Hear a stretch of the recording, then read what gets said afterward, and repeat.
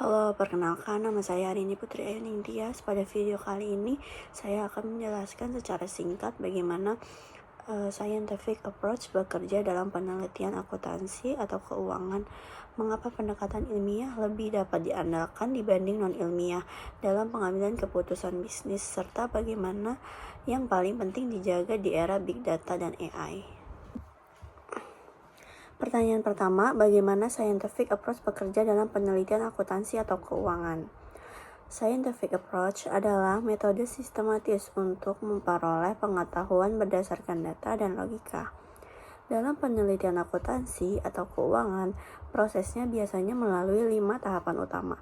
Yang pertama, identifikasi masalah, misalnya penurunan laba perusahaan. Yang kedua, perumusan hipotesis, seperti dugaan bahwa struktur modal mempengaruhi profitabilitas. Yang ketiga, pengumpulan data, misalnya laporan keuangan atau data pasar. Yang keempat, analisis data, menggunakan metode statistik atau model keuangan.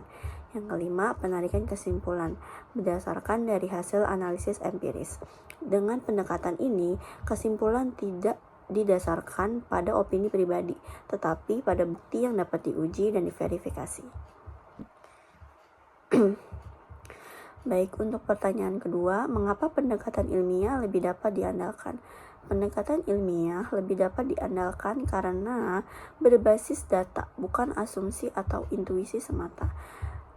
Lalu sistematis dan terstruktur sehingga jelas alur prosesnya. Yang ketiga, dapat diuji ulang atau replikasi, meningkatkan kredibilitas. Yang terakhir, mengurangi bias dalam pengambilan keputusan. Dalam bisnis, keputusan yang hanya berdasarkan pengalaman atau kebiasaan lama bisa sangat beresiko. Sebaliknya, pendekatan ilmiah membantu manajer mengambil keputusan yang lebih objektif dan rasional. Pertanyaan ketiga yaitu, di era big data dan AI, apa yang paling penting dijaga? Di era big data dan AI sekarang, menurut saya yang paling penting dijaga adalah perumusan masalah yang tepat dan validitas metodologi. Alasannya, karena data yang besar tidak menjamin hasil yang benar jika pertanyaannya salah. AI sangat bergantung pada kualitas data dan desain model. Jika datanya bias, hasilnya juga akan bias. Pendekatan ilmiah menjaga transparansi dan akuntabilitas sehingga keputusan berbasis AI tetap bisa dipertanggungjawabkan. Jadi, meskipun teknologi semakin canggih, prinsip dasar menjadi objektivitas, validitas, dan evaluasi kritis yang tetap harus dijaga.